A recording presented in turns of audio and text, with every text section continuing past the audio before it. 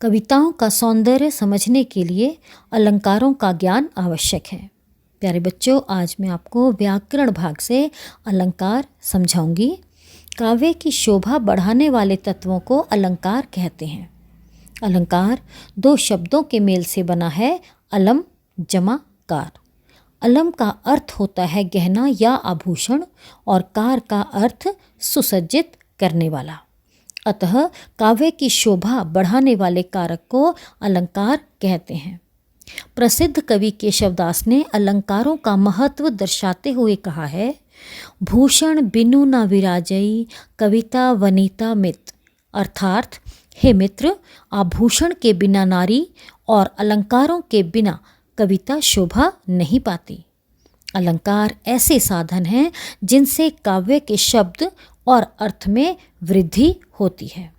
अलंकार मुख्यतः दो प्रकार के होते हैं, शब्दालंकार और अर्थालंकार।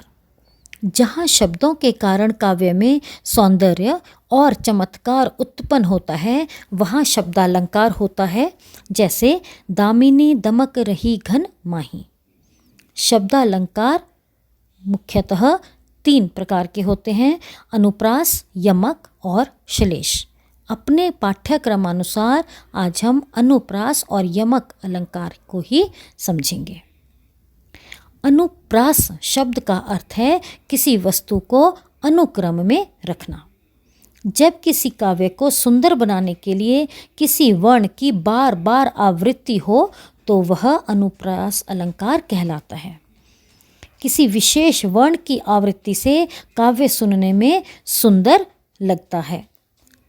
जैसे मुदित महीपति मंदिर आए, इसमें म वर्ण की आवृत्ति हुई है, इसलिए यहाँ अनुप्रास अलंकार है। दूसरा है हमारा यमक अलंकार। कविता की जिन पंक्तियों में एक शब्द एक से अधिक बार आता है और हर बार अलग अलग अर्थ देता है, वहाँ यमक अलंकार होता है। जैसे रति रति शोभा सब रति के शरीर की। यहाँ रति शब्द एक से अधिक बार आया है और अलग अलग अर्थ देता है, इसलिए यहाँ यमक अलंकार है। रति रति अर्थात जरा जरा सी, और रति जो दूसरा है उसका अर्थ है कामदेव की पत्नी। कुछ उदाहरण हैं, उनको मैं आपको बताती हूँ। जैसे काली घटा का घमंड घटा। यहाँ घटा दो बार प्रयुक्त हुआ है। पहला घटा जो है उसका अर्थ है बादल और दूसरा है कम होना। तीसरा अलंकार है हमारा श्लेष अलंकार, जो हमारे पाठ्यक्रम में सम्मिलित नहीं है।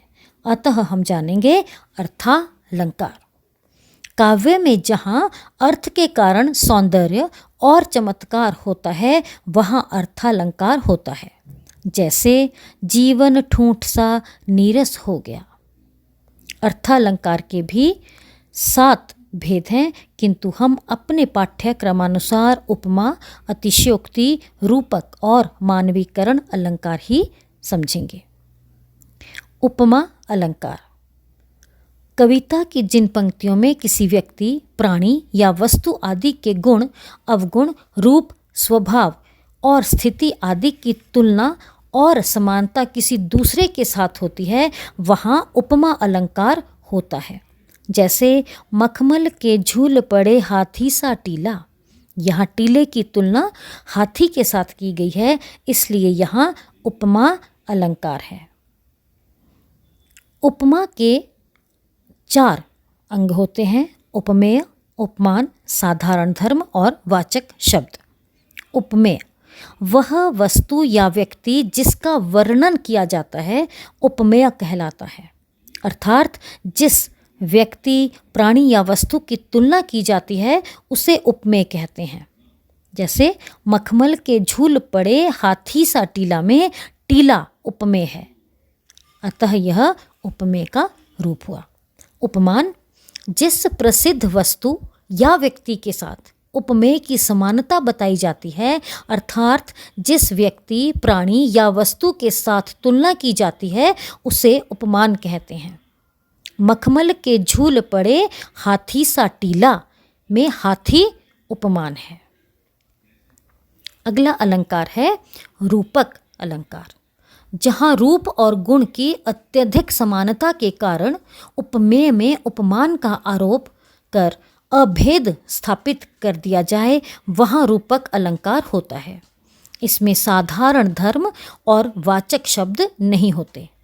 उपमेय और उपमान के मध्य प्रायः योजक चिन्ह का प्रयोग किया जाता है, जैसे मैया मैं तो चंद्र खिलौना ले हूँ। यहाँ चंद्र और खिलौना के मध्य योजक चिन्ह प्रयुक्त किया गया है, अतः यह रूपक अलंकार है। इन पंक्तियों में चंद्र खिलौना में रूपक अलंकार दिखाई दे रहा है। इसमें चंद्र को ही, चांद को ही खिलौना कहा गया है, अतः यह रूपक अलंकार है। अगला है हमारा अलंकार मानवीकरण अलंकार, जहाँ जड़ प्रकृति पर मानवीय भावनाओं तथा क्रियाओं का आरोप हो, वहाँ मानवीकरण अलंकार होता है। जैसे लो यह लतिका भी भरलाई, मधु मुकुल नवल रस गागरी। यहाँ लतिका में मानवीय क्रियाओं का आरोप है, अतः यहाँ मानवीय अलंकार हुआ। मेघ आए बड़े बंठन के संवर के, यहाँ मेघ जो है वो जड़ है, नॉन लिविंग है, लेकिन उसको भी किस तरह से प्रस्तुत किया गया है, जैसे वो बहुत ज़्यादा बंठन कर आ रहे हैं। हमारी कविता पर्वत प्रदेश में पावस में पूरी तरह से मानवीकरण अलंकार का प्रयोग कवि द्वारा किया गया है। अंतिम अलंकार है अतिशयोक्ति अलंकार, जहाँ किसी बात को इतना बढ़ा चढ़ा कर कहा जाए अथवा किसी की प्रशंसा इतनी बढ़ा चढ़ा कर दी जाए कि वह सीमा के बाहर हो, तो वहाँ अतिशयोक्ति अलंकार होता है। जैसे आगे नदियाँ पड़ी अपार, घोड़ा कैसे उतरे पार। राणा ने सोचा इस पार, तब तक चेतक था उस पार। इसमें चेतक नामक घोड़े का वर्णन अत्यधिक बढ़ चढ़कर किया गया है, इसलिए यहाँ अतिशयोक्ति अलंकार है। एक और उदाहरण देखिए, देख लो साकेत नगरी है यही, स्वर्ग से मिलने गगन में जा रही। यहाँ साकेत नगरी का ऐसा लोमहर्षक वर्णन किया गया है मानो वह स्वर्ग ही हो। अंत में मैं आपको रूपक और उपमा अलंकार में भेद समझाऊंगी। उपमा अलंकार में दो वस्तुओं, व्यक्तियों और प्राणियों आदि में तुलना या समानता होती है, इसमें वाचक शब्द नहीं होता। रूपक अलंकार में दो वस्तुओं, व्यक्तियों और प्राणियों को एक कर दिया जाता है, इसमें वाचक शब्द नहीं होता। एक उदाहरण द्वारा हम समझते हैं। हाय फूल सी कोमल बच्ची गई मुरझा, पुष्प बालिका पीड़ाओं से गई मुरझा। पहला वाक्य उपमा अलंकार का उदाहरण है और दूसरा वाक्य रूपक अलंकार का उदाहरण है। मैं आशा करती हूँ कि आपको अलंकार समझ में आ गए होंगे।